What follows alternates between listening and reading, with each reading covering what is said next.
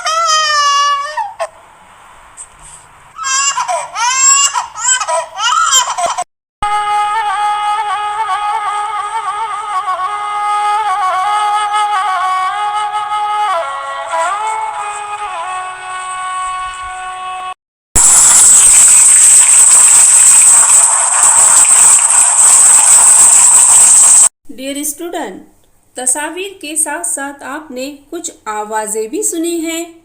ये आवाज़ें मुख्तलिफ थी और अलग अलग मौक़ों पर इस्तेमाल की गई थी। तो आइए सबक नंबर 13 आवाज़ इंग्लिश में साउंड की मालूमात हासिल करते चले।